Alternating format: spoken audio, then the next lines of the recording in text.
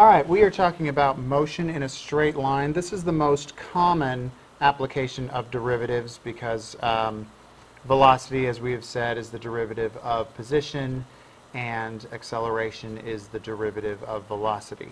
So we're going to talk specifically today about those things. Motion in a straight line is what we're calling it. The position function is typically represented by the letter s, and t is the independent variable time. So we're going to talk about what different signs mean for each of the three things: position and velocity and acceleration.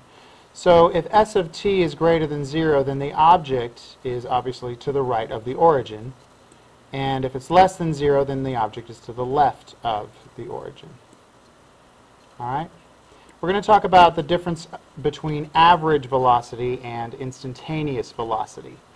That came up in the previous worksheet, and I just want to clarify the difference between having an average and having an instantaneous rate of change.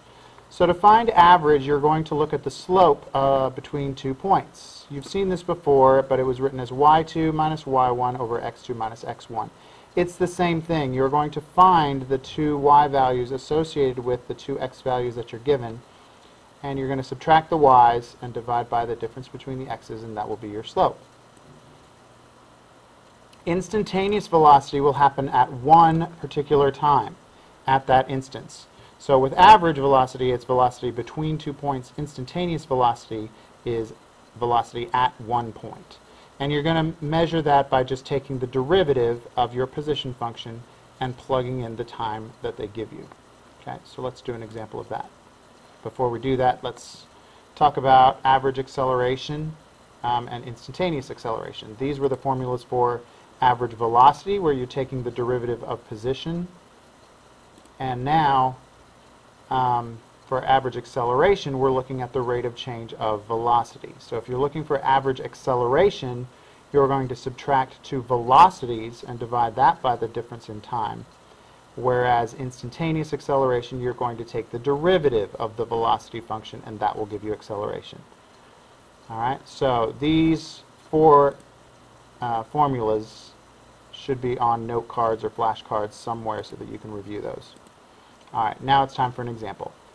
There's a particle that is moving in a straight line with the displacement from the origin measured by this expression right here, or this function. S of t is equal to 3t minus t squared meters at time t seconds. All right, so we're finding the average velocity from t equals 2 to t equals 5.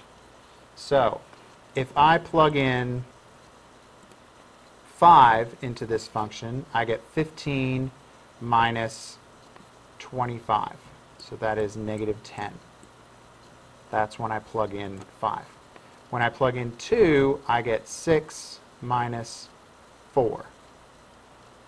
So that's 2. And I'm going to subtract those y values, y2 minus y1, over x2, which was the second x I used, minus the first x that I used. So that is going to be negative 12 over 3. So the average velocity is negative 4. Okay, and that is in meters per second. All right. The instantaneous velocity at time 2, what we're going to do is we're going to say that the velocity function is obtained by taking the derivative of the position function, which is s. So we're taking s prime. And the derivative of 3t is just 3, minus the derivative of t squared is 2t. So that will tell me the instantaneous velocity anywhere. I want to know the instantaneous velocity at t equals 2, so that's going to be 3 minus 2 times 2. And that's going to be negative 1 meters per second. So in this case, my average velocity is really not that close to my instantaneous velocity, but that's probably because I was looking at the average over 3 seconds from 2 seconds to 5 seconds. That's 3 seconds worth. That's a long time for a particle to be moving as compared to the instantaneous velocity. All right, so you'll have some practice on this. If you have any questions, let me know, and we'll work on this more tomorrow.